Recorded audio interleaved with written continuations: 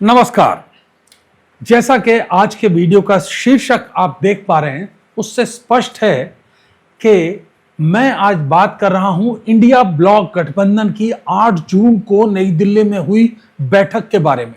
लेकिन सवाल यह है कि बैठक 8 जून को हो गई, 12 तारीख को बाकायदा कांग्रेस ने जो एलओपी है राहुल गांधी, उनका जो भाषण है उसका वीडियो जारी कर दिया। फिर अब क्या बच गया कि एक और वीडियो बनाया जाए और बताया जाए कि इंडिया में अब कौन कौन है जो जहर पिएंगे। जी हां, वैसे कुछ लोगों का मानना तो यह है कि पिछले कुछ वर्षों में लोकतंत्र को जहर की घुट्टी ही दी जा रही है, लेकिन मैं उन लोगों में से नहीं हूं जो सिर्फ विरोध के लिए विरोध करते हैं। हमारी लोकतांत्रिक व्यवस्था में जो व्यवस्था दी गई है, यदि उसमें कोई लगातार चुनाव जीत कर आ रहा है तो वो तब तक बिल्कुल सही है जब तक कि मौजूदा व्यवस्था में यह साबित न कर दिया जाए कि वो कुछ गलत करके चुनाव जीत रहे हैं। लेकिन फिर भी इंडिया ब्लॉक गठबंधन की ये जो बैठक थी, ये बहुत महत्वपूर्ण रही और आगे भी देश के भविष्य के लिए बहुत महत्वपूर्ण रहेगी, इसलिए इसकी चर्चा जरूरी है।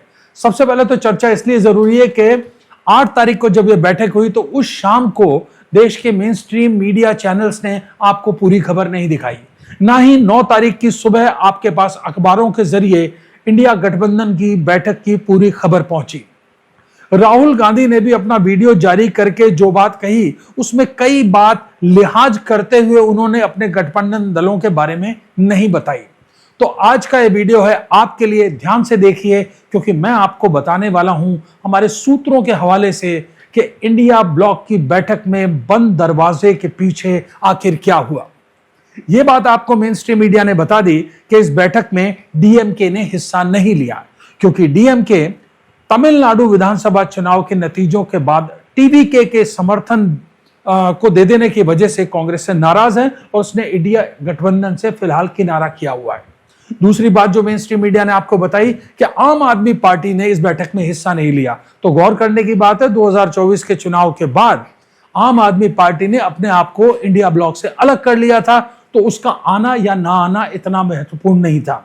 तीसरी और सबसे अहम बात, अगर आम आदमी पार्टी की इस बैठक में गैरहाजिरी को मुद्दा बनाना है तो फिर इसका दोषारोपण होगा टीएमसी सुप्रीमो ममता बनर्जी पर। वजह यह है कि जो 8 तारीख को बैठक हुई, इसको आहूत किया था ममता दीदी ने, यानी कि होस्ट वो थी। अब अगर उनके बुलाए से आम आदमी पार्टी नहीं आई है तो इसका मतलब है 2024 की जो जुगलबंदी चली आ रही थी ममता बनर्जी और अरविंद केजरीवाल के बीच, वो अब नहीं रही। बहरहाल, सबसे पहले तो शुरू करते हैं कि इस बैठक में बंद दरवाजे के पीछे क्या क्या हुआ जो मीडिया ने आपको अब तक नहीं बताया। इस बैठक में महाराष्ट्र से जो शरद पवार हैं, उनका प्रतिनिधित्व करने पहुंची उनकी बेटी सुप्रिया सुले। सुप्रिया सुले ने कुछ भी ज्यादा मुखर होकर कहने से परहेज किया और बहुत ठीक किया, क्योंकि सुप्रिया सुले और शरद पवार की एनसीपी ने महाराष्ट्र में जो झेला है वही सब कुछ अब टीएमसी बंगाल में झेल रही है। एक एक्शन रिप्ले हो रहा है, एक कहूं तो एक वेब सीरीज में जो सीरीज है उसका एक सीक्वल आया है, एक और उसका एक एपिसोड रिलीज किया गया है। महाराष्ट्र से ही वर्चुअली जुड़े उद्धव ठाकरे ने आधे मन से स्वीकार किया कि वोट चोरी हो रहे हैं और थोड़ा बहुत उनका मन था कि नहीं, कुछ समझ नहीं आ रहा है कि असल में चुनाव क्यों हारे जा रहे हैं। इसके अलावा बैठक में मौजूद थे तेजस्वी यादव, जो कि आरजेडी का प्रतिनिधित्व कर रहे थे। उन्होंने भी बिल्कुल आधे मन से स्वीकार किया कि वोट चोरी हो रहे हैं, चुनाव के नतीजे असल में जैसे आ रहे हैं वैसे अपेक्षित नहीं थे, और लगातार विपक्ष कहता रहता है, इसमें कोई नई बात नहीं है।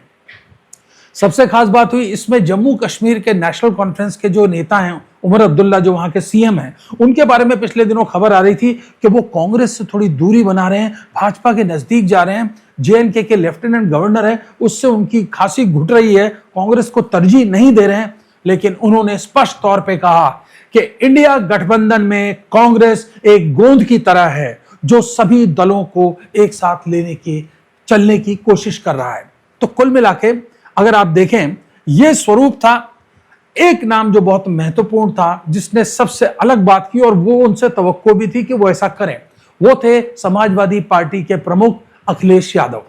अखिलेश यादव बड़े चिंतित थे, बहुत व्यग्र थे, और होना भी चाहिए, क्योंकि 2027 में जिन स्टेट्स में विधानसभा चुनाव होने हैं उनमें उत्तर प्रदेश सबसे प्रमुख है। यानी कि योगी 3.0 होगा नहीं होगा, इस बात की चिंता लिए अखिलेश यादव थे। अखिलेश यादव की बातों से लगा कि वो 2024 के तरह जैसे यूपी में एक बड़े भाई का रोल प्ले कर रहे थे कांग्रेस के सामने, वैसा ही वो कुछ चाहते हैं। तो जिस बात में 2024 में समस्या नहीं आई, उस बात में अब अगले चुनाव में या 2027 में कोई समस्या आएगी, ऐसा लगता नहीं। अब मैं आपको बताऊंगा कि जब ये सब कुछ हुआ तो राहुल गांधी ने जो भाषण दिया उसके बिटवीन द लाइंस क्या अर्थ है। तो राहुल गांधी ने अपने बात की शुरुआत की इस बात से कि उन्होंने कहा वे शिव भक्त हैं और वे जहर पीने को तत्पर हैं। जी हां, उन्होंने स्पष्ट कहा कि चाहे कितनी भी आलोचना की जाए, चाहे उनका कितना भी अपमान किया जाए, वे सब कुछ सहन करेंगे, लेकिन प्रेम और स्नेह के साथ इंडिया गठबंधन के सभी दलों को अपने साथ रखेंगे, जोड़कर रखेंगे। राहुल गांधी ने अपने भाषण में कुछ बातें बड़े बेबाक ढंग से उठाई। जैसे कि बैठक के दौरान एक बात रखी गई थी कि 2024 में आखिर क्या कारण था कि नीतीश कुमार इंडिया अलायंस छोड़कर एनडीए शरणम गच्छामी हो गए थे। तो राहुल गांधी ने बिल्कुल स्पष्ट तौर पर कहा, ना तो वे स्वयं व्यक्तिगत तौर पर और ना ही कांग्रेस पार्टी नीतीश कुमार के गठबंधन तोड़कर एनडीए की शरण में जाने के लिए जिम्मेदार थे। यह बात दीगर है, याद कीजिए कि उस वक्त अरविंद केजरीवाल और ममता बनर्जी थे जिन्होंने अचानक कांग्रेस अध्यक्ष मल्लिकार्जुन खड़गे का नाम इंडिया गठबंधन के चेयरमैन और इलेक्शन में प्रधानमंत्री के चेहरे के रूप में सामने किया, और यह सुनते ही नीतीश कुमार भिदक गए और उन्हें अपने सपने चकनाचूर होते दिखे और वो तुरंत एनडीए में चले गए। अब उनका क्या हशर है, क्या गति है, सबके सामने है। बहरहाल राहुल गांधी ने इस मुद्दे पर अपना पक्ष स्पष्ट किया। राहुल गांधी ने एक बड़ी मजेदार बात कही। राहुल गांधी ने कहा कि जब पश्चिम बंगाल के चुनाव हो रहे थे तो टीएमसी में जो उनके मित्र है वो उनसे लगातार कह रहे थे कि पश्चिम बंगाल में टीएमसी को जीतने से कोई नहीं रोक सकता, और राहुल गांधी उनसे कह रहे थे आप एक काल्पनिक दुनिया में हैं, आप इस काल्पनिक दुनिया में मत जिए, आप हकीकत पर आइए, समझिए कि आप चुनाव हार रहे हैं। लेकिन टीएमसी का कोई नेता सुनने को तैयार नहीं था। कुल मिलाकर राहुल गांधी ने बेबाकी से कहा कि ममता जी 90% तक ये मानती हैं कि उनका वोट चोरी हुआ, उनका चुनाव चोरी हुआ। उद्धव ठाकरे भी 40% मानते हैं कि चुनाव चोरी हुआ है। तेजस्वी यादव भी मानते हैं कि 40% चुनाव चोरी हुआ है। तो राहुल ने खुलकर कहा, आप सब मेरी बात मान लीजिए, चुनाव 100% चोरी हो रहे हैं। अब आप लोग इस गलतफहमी में मत रहिए कि जिन तौर तरीकों से, जिन औजारों से आप अब तक विरोध करते रहे हैं, वैसा ही विरोध करने से विपक्षी दलों को कोई भी गति मिलेगी। कुल मिलाके आरएसएस और बीजेपी लगातार शिकंजा कस रहे हैं, तो जो बचे कुचे भी विरोध के अधिकार हैं वो भी आने वाले दिनों में समाप्त हो जाएंगे। ऐसे में आपको कांग्रेस से सबक लेने की जरूरत है। कांग्रेस से सबक लेने के लिए इसलिए नहीं कि कांग्रेस में अहंकार है और कांग्रेस कोई बड़ी पार्टी है। उनका कहना था इंडिया गठबंधन के जितने भी दल हैं, जितनी भी पार्टियां हैं, वो सब आजादी के बाद उन प्रावधानों के तहत बनी है जो कि भारत के संविधान ने दिए हैं। यानी आप एक राजनीतिक दल बना सकते हैं, आप चुनाव लड़ सकते हैं, आपकी आंतरिक लोकतांत्रिक व्यवस्था होनी चाहिए। कांग्रेस ही एकमात्र पार्टी है, ऐसा राहुल गांधी का कहना था, जो कि आजादी के पहले, संविधान लागू होने से पहले बनी थी। और यह पार्टी 1927 से पहले तो थी एक राजनीतिक पार्टी, पर जैसे ही महात्मा गांधी ने कहा कि स्वतंत्रता चाहिए, आजादी चाहिए, तो कांग्रेस पार्टी तब्दील हो गई एक विद्रोह आंदोलन में, एक प्रतिरोध के आंदोलन में। राहुल गांधी का कहना था कांग्रेस पार्टी के पास अनुभव है एक तानाशाह को झेलने का। उन्हें पता है जब अभिव्यक्ति की आजादी को रोका जाता है तो तानाशाह क्या करता है। इसलिए प्रतिरोध ही वो रास्ता है जिसको अपनाकर अब इंडिया गठबंधन आगे बढ़ सकता है। जैसा कि उन्होंने कहा कि आरएसएस और बीजेपी न केवल देश की संस्थाओं पर कब्जा कर चुके हैं, वो धीरे धीरे जितना लीगल सिस्टम है उस पर कब्जा कर चुके हैं। यहां तक कि जो इंटेलिजेंस एजेंसीज है वो उनकी उंगली पे नाच रही हैं, और अब तो राहुल गांधी के अनुसार इलेक्शन कमीशन भी बीजेपी और आरएसएस ही चला रहे हैं। ऐसे में उन्होंने हिदायत दी इंडिया गठबंधन की सभी पार्टियों को कि आप सुबह उठिए और सोचिए कि आपको करना है प्रतिरोध। प्रतिरोध के लिए ना तो आपको कोई पार्टी स्ट्रक्चर की जरूरत है, ना ही आपको इंटेलिजेंस एजेंसीज की जरूरत है, और ना ही आपको धन की जरूरत है।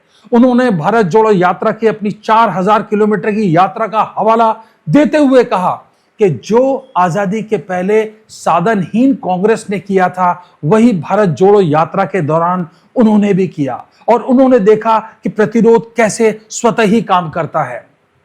नीट का प्रतिरोध, सीबीएसई का प्रतिरोध, ग्रेट निकोबार प्रोजेक्ट का प्रतिरोध। मैं आपको एक बात याद दिलाऊं कि मैं राहुल गांधी की बात को इतनी गंभीरता से क्यों ले रहा हूं। राहुल गांधी ने कोरोना से लेकर अब तक जितनी भविष्यवाणियां की हैं वो सब सच साबित हुई हैं, और इंडिया ब्लॉक की बैठक में उन्होंने एक और भविष्यवाणी की। राहुल गांधी के अनुसार ईरान के युद्ध के बाद जो हालात पैदा हुए हैं, उसके बाद जो आंधी आने वाली है वो आंधी मोदी सरकार को लेकर जाएगी। जी हां, आने वाले चुनावों में चाहे बीजेपी आरएसएस बेईमानी करें या ना करें, लेकिन अगर इंडिया ब्लॉक ने प्रतिरोध का रास्ता अपनाया तो फिर निश्चित तौर पर ये जो सरकार है वो गिरेगी और बीजेपी के हारने का सिलसिला शुरू होगा। राहुल गांधी तो यहां तक कह रहे थे कि वो 2024 में जो इंडिया ब्लॉक था उसकी हार नहीं मानते। उनका कहना है कि मात्र 1.5 से 1.25% वोट ज्यादा लेकर अगर एनडीए सरकार बना लेता है तो क्या 41.40% जो वोट हैं देश के, क्या उनकी आवाज को अनसुना कर दिया जाएगा? कुल मिला के राहुल गांधी ने नीलकंठ का अवतार लेने का फैसला किया है। अब देखते हैं कि उनकी इस हिदायत को कि इंडिया ब्लॉक वाले एक दूसरे पे हमला ना करें और जो केंद्र सरकार है उसके स्पॉन्सर्ड मीडिया को मौका ना दें कि वो इंडिया गठबंधन पर हमला करे। इस बैठक की एक खास बात यह रही कि बैठक आहूत की गई थी ममता बनर्जी के आह्वान पर, और वो बिल्कुल हताश निराश, टीएमसी में जो कुछ चल रहा उसको देखते हुए स्वाभाविक भी था, बैठक में मौजूद थी। सच मानिए ये बैठक टीएमसी की शोक सभा में तब्दील होने से अगर रुकी तो सिर्फ और सिर्फ राहुल गांधी की वजह से। राहुल गांधी ने हकीकत को स्वीकार किया। उसकी एक छोटा सा उदाहरण देखिए। उन्होंने कहा, मुझसे आप लोग ये मत उम्मीद करना, मैं स्वीकार करता हूं कि हम लोगों के बीच आपस में कुछ मतभेद भी हैं, तो आप मुझसे ये मत उम्मीद कीजिए कि मैं जाऊंगा और केरलम के पूर्व जो चीफ मिनिस्टर उनको गले लगा लूंगा। नहीं, उनसे कांग्रेस की राजनीतिक लड़ाई अभी भी जारी है। ऐसे में उन्होंने आह्वान किया इंडिया ब्लॉक का कि हम सबको लचीला और बिल्कुल वास्तविक होना होगा, तभी यह गठबंधन आगे चलेगा। एक विशेष बात यह, ममता बनर्जी को किसी ने भी, इंडिया ब्लॉक के किसी भी दल ने नीचा दिखाने की कोई कोशिश नहीं की। मत भूलिए कि ममता दीदी की जो एरोगेंस थी, जो अहंकार था, वो लगातार सिर चढ़कर बोलता था, और उन्होंने जिस तरीके से कांग्रेस और विशेषकर राहुल गांधी के प्रति व्यवहार रखा था, उसको देखते हुए ऐसा लग रहा था कि इंडिया ब्लॉक गठबंधन की बैठक में यह कड़वाहट आ सकती है। लेकिन राहुल गांधी ने अपने साथ सबको लेते हुए जो बड़ा दिल दिखाया, उससे एक बात तो तय है, अब यह सिर्फ वक्त की बात है कि इंडिया गठबंधन के दल कब राहुल गांधी को अपना सर्वमान्य नेता मानते हैं, क्योंकि प्रतिरोध इन सब में से अगर कोई कर सकता है तो उसका नाम है राहुल गांधी। इन हिदायतों पर क्या ये सभी लोग एकमत होकर अमल करते हैं, या फिर ये वैसे ही टूटे हुए बिखरे हुए रहेंगे जैसा कि मेन स्ट्रीम मीडिया इनके एक होते हुए भी दिखाता रहा है?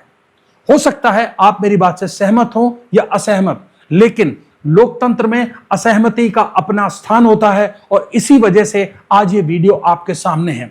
मुझे अपनी राय सभ्य भाषा में जरूर बताएं। आज की वीडियो में बस इतना। नमस्कार। आप देख रहे हैं राजकाज न्यूज। राज की हर खबर से रहिए बाखबर।